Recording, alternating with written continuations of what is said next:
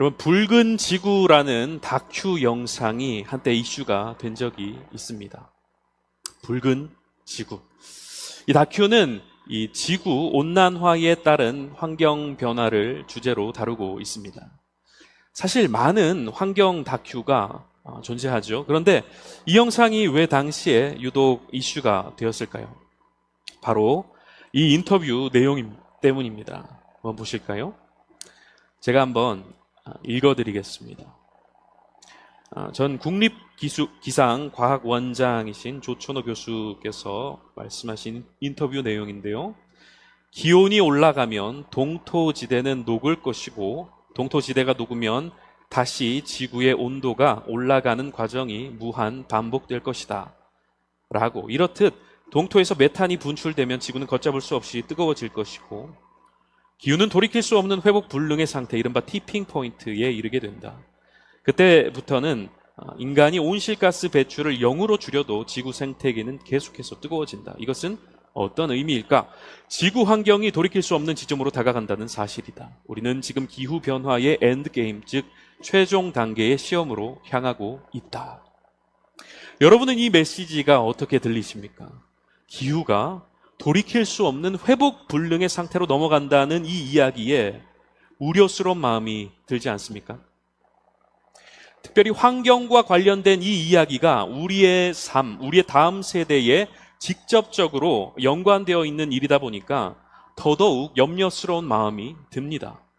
아마도 다큐 제작자가 의도한 것이 바로 이러한 것이었지 싶습니다. 현실태를 알리고 경각심을 갖게 하려는 것이죠. 하지만 그의 소망은 단순히 거기에서 그치지 않았을 것입니다. 그냥 그런 감상에 젖는 것으로 끝나는 것이 아니라 지속적으로 이 환경 문제에 대해서 관심을 갖고 또 우리가 할 수 있는 작은 일이라도 함께 감당하면서 실제 환경을 보호하기 위해 애써주기를 바라는 그러한 마음이었을 것입니다. 아마도 그는 그 다큐를 보고 있는 사람들에게 이렇게 말해주고 싶었을 거예요. 여러분, 걱정하고 염려하는 것만으로는 아무것도 바꿀 수 없습니다. 우리는 우리와 우리 후손들을 살리기 위해 함께 행동해야 합니다. 여러분, 오늘 제가 여러분들과 나누고 싶은 말씀도 바로 이러한 것입니다. 우리 믿음의 자녀들, 우리 다음 세대를 향해 관심을 쏟고 그들을 위해 우리가 할 수 있는 일들을 하자는 것이죠. 여러분, 환경 문제를 다루는 다큐만큼이나 우리 다음 세대가 처해 있는 현실에 대해서 설교와 여러 매체들을 통해서 많이 들어보셨을 것입니다.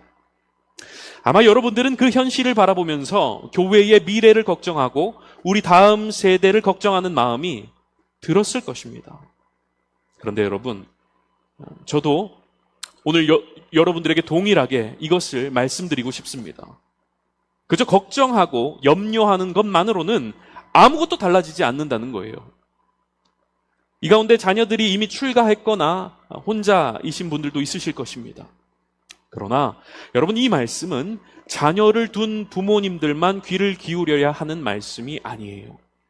앞서 말씀드린 것처럼 우리 다음 세대의 미래는 우리 모든 교회의 미래입니다. 그렇기 때문에 우리 다음 세대가 처한 현실에 대해 우리는 공동의 문제로 여기면서 믿음의 부모들로서 또한 신앙의 선배들로서 마음을 함께 해야 한다는 것이죠.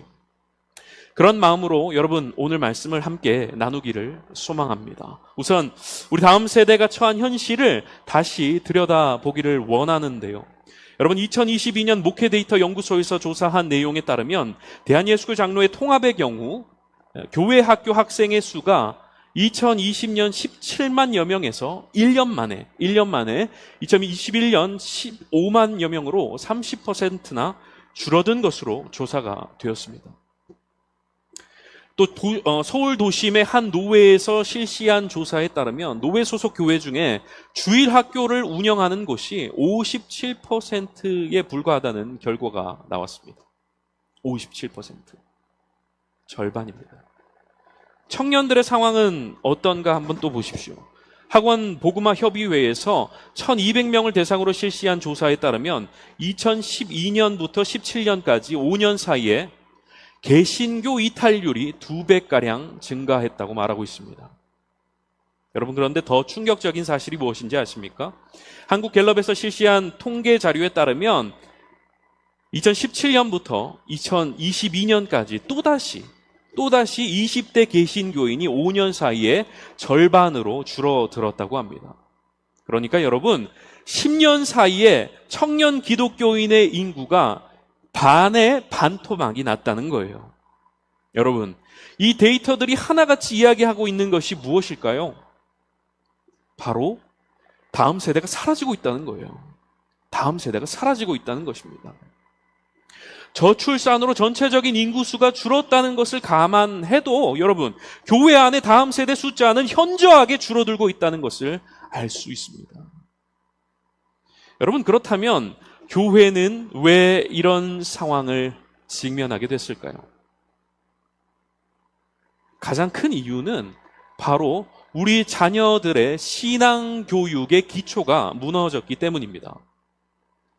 우리가 여기서 기억해야 하는 것이 하나가 있습니다. 그것은 바로 이 기초를 다져야 하는 대상이 바로 우리 부모들이라는 거예요. 오늘 본문 6절과 7절의 말씀을 우리 함께 읽어보도록 하겠습니다. 시작. 내가 오늘 여러분에게 주는 이 명령을 항상 마음속에 기억하시오. 그리고 여러분 자녀에게도 가르쳐 주시오. 집에 앉아 있을 때나 길을 걸어갈 때, 자리에 누웠을 때나 자리에서 일어날 때 언제든지 그것을. 잠언 22장 6절 말씀도 함께 읽어보겠습니다. 아이에게 올바른 길을 가르쳐라. 그러면 늙어서도 그 길을 떠나지 않을 것이다. 여러분, 이 말씀을 통해서 알 수 있는 것이 무엇입니까? 하나님께서 우리 부모를 자녀 신앙 교육의 1차 책임자로 부르셨다는 거예요. 하나님께서는 우리 자녀들의 신앙을 가장 먼저 누구에게 맡기셨다고요? 부모에게 맡기셨습니다. 부모를 통해서 자녀들에게 신앙을 전수시키셨고, 부모를 통해서 자녀들이 하나님의 사람으로 바르게 자라도록 하신 겁니다. 부모를 통한 신앙 교육, 여러분, 이것은 구약 시대부터 초대교회 시대를 지나서 17세기에 이르러 이어져 오던 기독교의 기본적인 가정의 모습입니다. 그런데 여러분, 18세기 산업화 시대에 접어들면서 어떤 일이 벌어졌습니까? 남편들은, 아버지들은 일에 몰두하게 되면서 가정 안에 자녀 교육의 시스템, 이 신앙 교육의 시스템이 무너져 버린 것입니다. 여러분, 당시 이러한 상황으로 인해서 교회 안에 시작된 것이 무엇인지 아십니까? 바로 교회 학교입니다. 주일 학교예요. 주일 학교가 구약 시대부터 있었던 것이 아닙니다. 이러한 상황으로 인해서 18세기 영국의 로버트 레이크스라는 사람에 의해서 이 주일 학교가 시작이 된 것입니다. 그런데 여러분, 이렇게 시작된 주일 학교가요, 점차 확대가 되는데요. 이것은 결과적으로 자녀 신앙 교육의 주체가 부모로부터 교회로 옮겨지는 계기가 되었습니다. 산업화 시대에 자녀들이 말씀을 듣고 배울 수 있는 통로가 되었으니까 여러분, 그나마 다행스러운 일이라고 해야 될까요? 그러나 1856년 미국 장로교 회의에서는 이러한 우려를 표하기도 했습니다. 유감스러운 것은 교회에서 프로그램을 마련하자 과거처럼 부모에 의한 교리 문답 교육은 거의 모두가 중단되었다. 여러분, 이런 우려스러운 일들은 오늘에 이르러 더 심화되었습니다. 하나님이 부모에게 주신 자녀 신앙 교육의 성경적인 원리를 버리고 그 책임을 교회 교육 전문가에게 맡기는 현상이 나타나게 된 것입니다. 물론 여러분, 그 모든 일들은 우리 교육자들이, 사역자들이 마땅히 감당해야 하는 일들이 맞습니다. 교회 교육 전문가들이 감당해야 하는 일들이 맞습니다. 우리 아이들의 신앙 상태를 점검하고 그들에게 복음을 전하고 또 그들이 하나님의 말씀을 잘 배우고 그 말씀대로 살아가도록 지도하는 것이 바로 우리 교육자들의 역할입니다. 자화자찬인 것 같지만 저는 우리 교회 교육자들이 이 사명을 잘 감당하고 있다고 생각을 합니다. 저도 여러분 15년 넘게 크고 작은 교회에서 많은 교육자들과 함께 다음 세대 사역을 감당해 온 사람입니다. 그런데 우리 교육자들만큼 실력 있고 진심이고 또 애틋한 마음으로 아이들을 돌보는 이러한 교육자들을 만나기 쉽지 않아요. 그런데 문제는 뭘까요? 교육자들만으로는 안 된다는 거예요. 우리 교육자들이 아니라 아무리 뛰어난 스타 강사, 스타 목사 이런 분들이 와도 여러분 다음 세대 아이들을 온전히 하나님께로 이끈다는 것은 불가능한 일이라는 거예요. 여러분, 교회는 우리 다음 세대의 신앙 교육에 사활을 걸어야 합니다. 우리 교육자들은 우리 다음 세대에 하나님의 말씀을 바르게 새겨놓기 위해서 생명을 다해야 하는 것이 맞아요. 그러나 이 불꽃 위에 가정 안의 신앙 교육이라는 불꽃이 더해져야 한다는 거예요. 그래야 여러분 식어져 있는 우리 아이들의 그 마음의 아궁이에 불을 지필 수 있다는 겁니다. 교역자와 부모가 함께 자녀들의 신앙을 위해서 불을 지펴야 한다는 거예요. 그래서 저는 우리 부모님들을 동역자라고 부릅니다. 결국 교회 학교 사역은 여러분 교육자들로만 할 수 있는 일이 아니라 부모도 자녀들의 신앙을 위해 사활을 걸고 함께 달려가야 하는 일이라는 거예요. 어쩌면 우리는 이 교회, 이 몬테리 한인교회에 있기 때문에 지금 우리 다음 세대가 처한 이 상황에 대해서 좀처럼 실감하지 못할 수도 있습니다.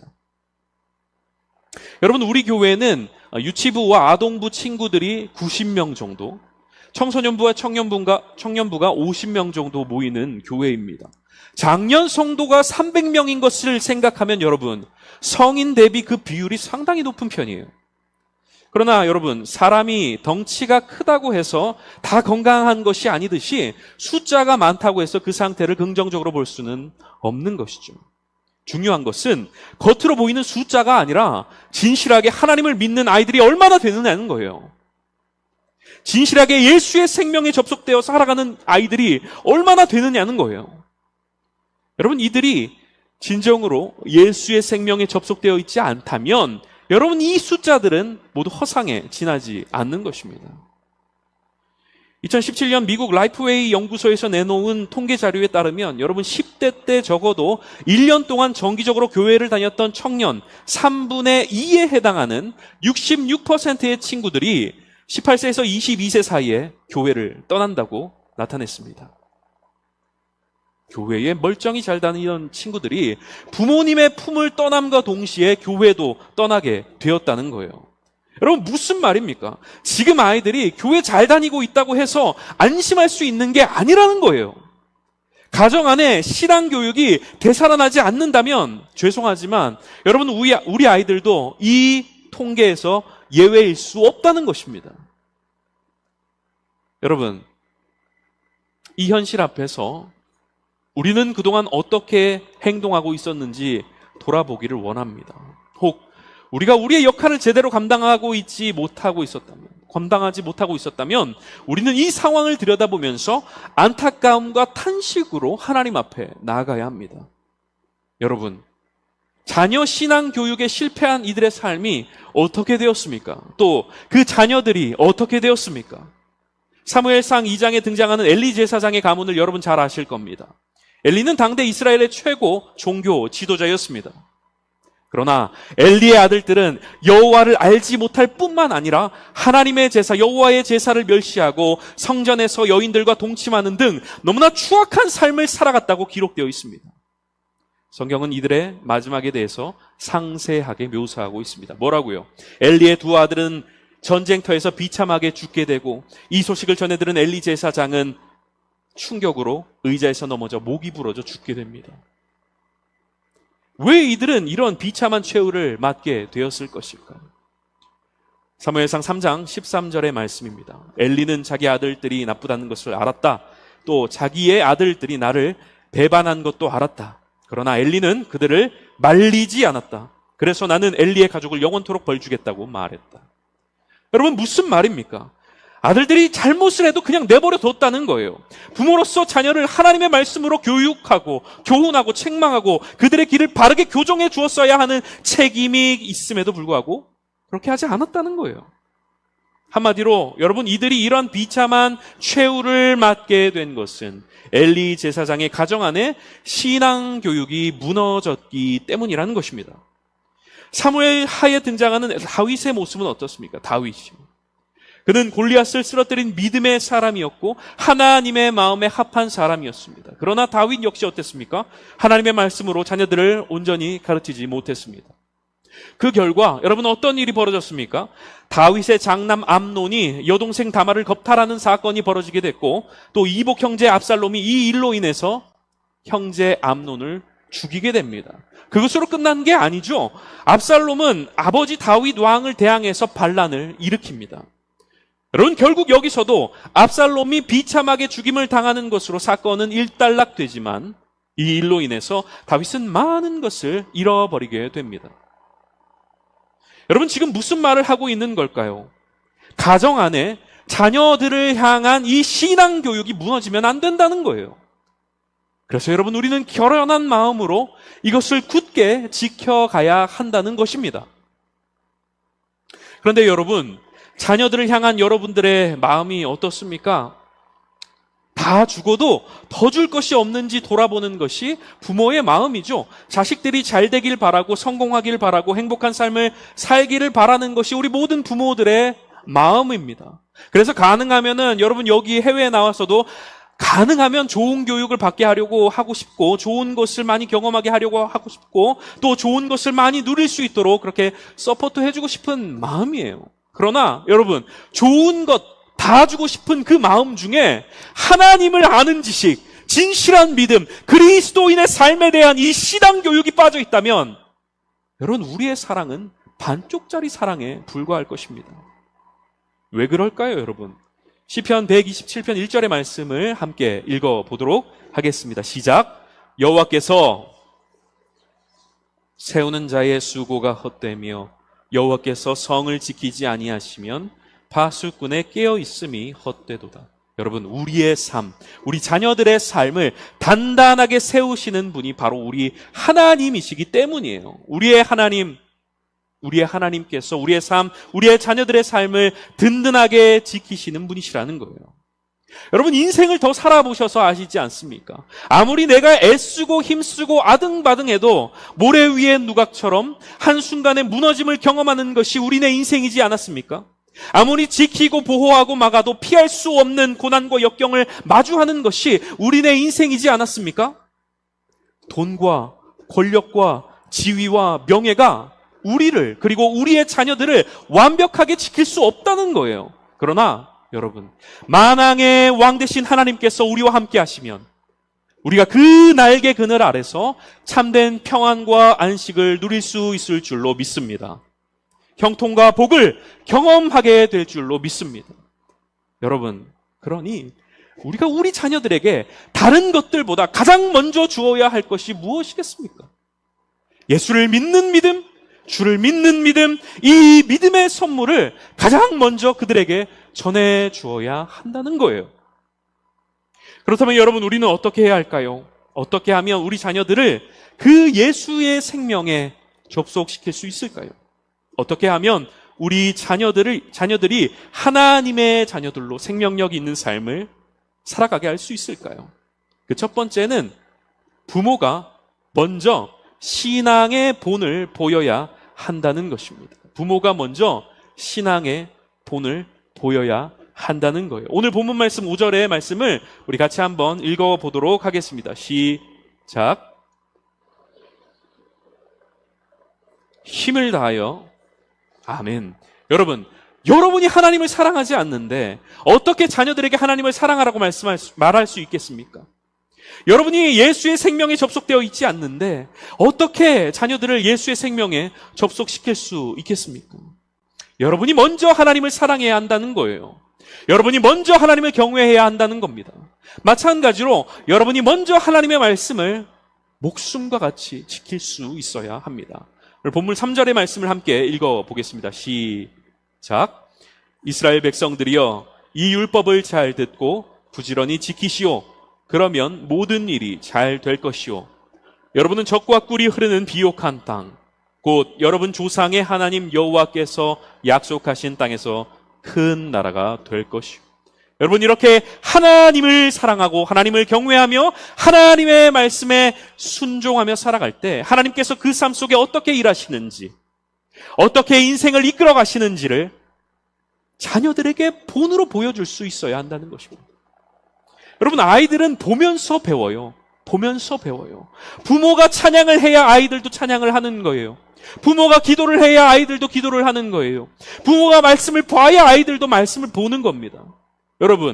여러분이 먼저 마음과 뜻과 힘을 다해서 여호와를 사랑하는 자들이 되시기를 바랍니다. 여러분이 먼저 하나님 말씀대로 살아가기 위해서 몸부림을 치는 자들이 되시라는 거예요. 그 하나님의 말씀에 생명을 걸 수 있는 삶을 살아가시라는 것입니다. 그래서 그 신앙의 본을 우리 자녀들에게, 우리 다음 세대에게 보여줄 수 있는 믿음의 선배들이 다 되시기를 바랍니다.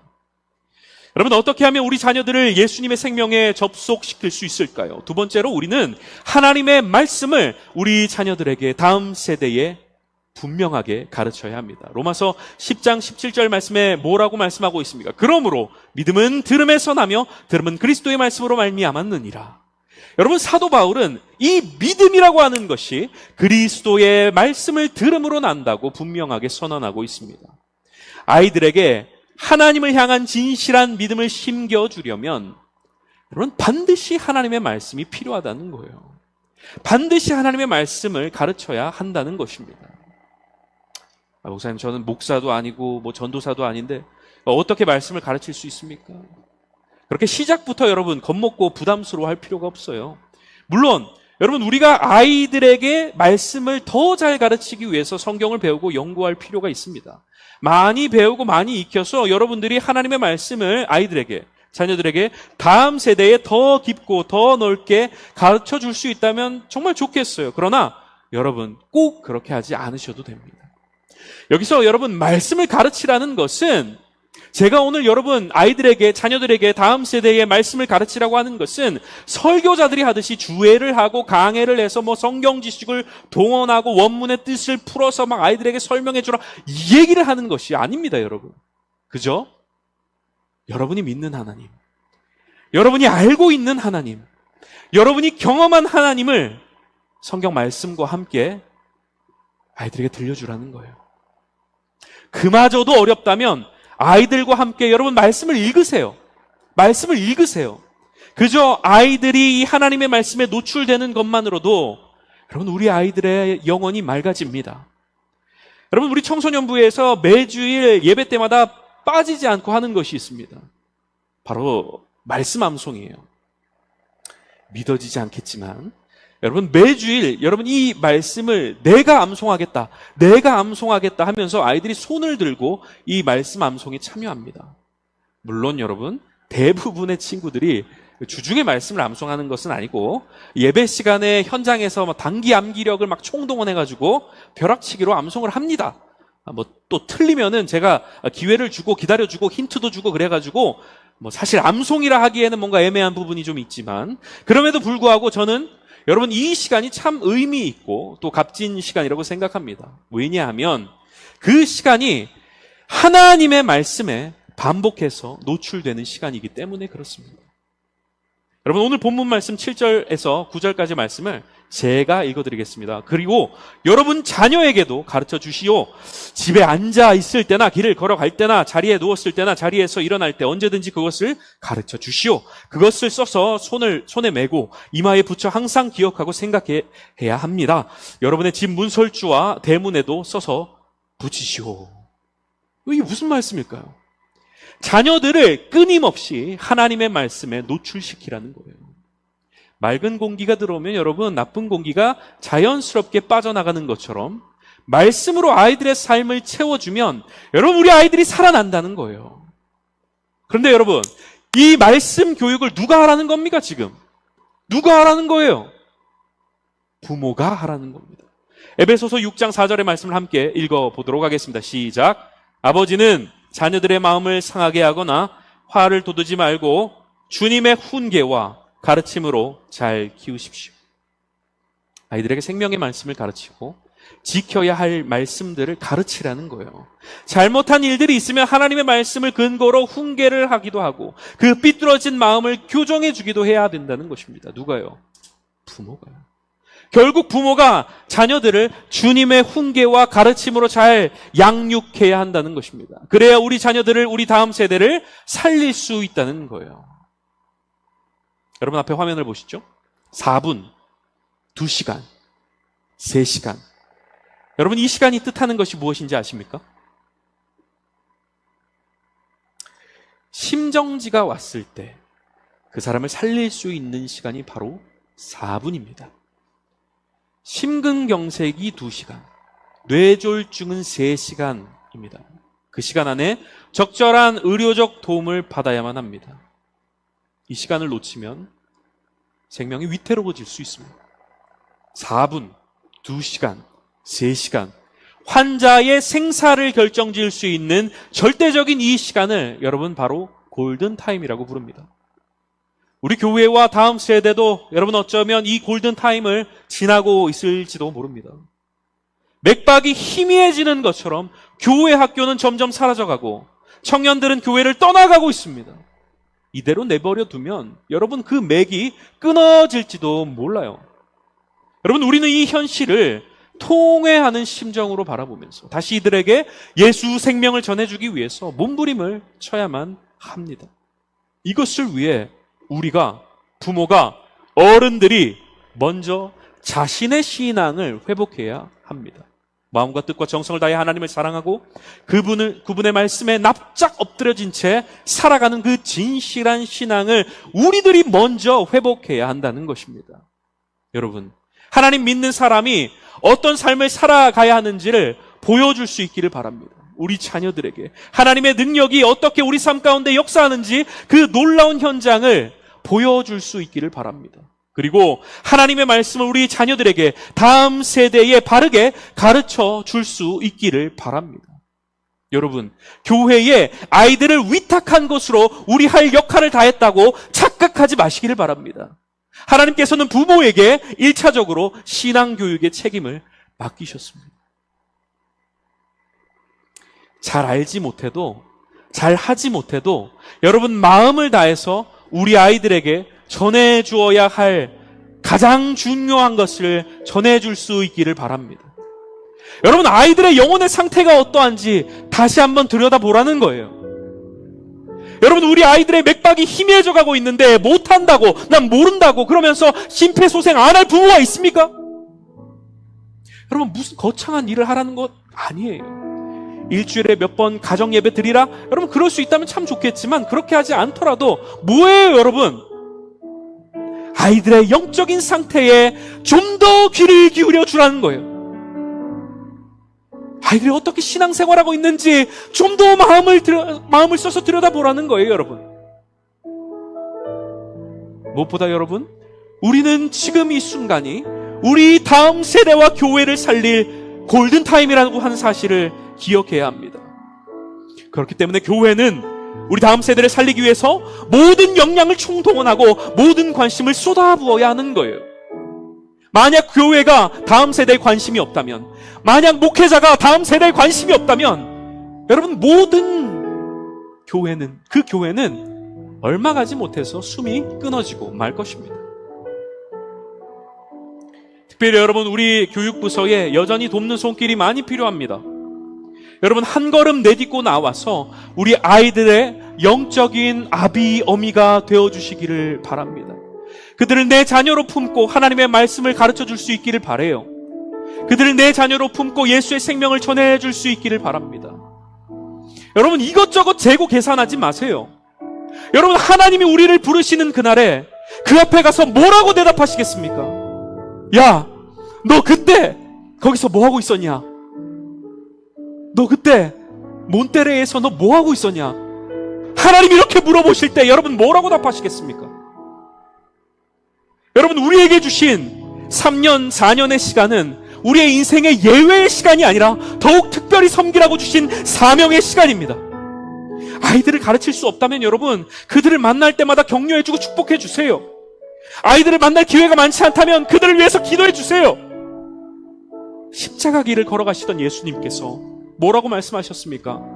너희와 너희 자녀들을 위해 울라고 말씀하셨어요. 사랑하는 여러분, 우리 아이들과 다음 세대를 위해서 눈물을 흘려가며 기도해 줄 수 있는 여러분들이 되시기를 바랍니다.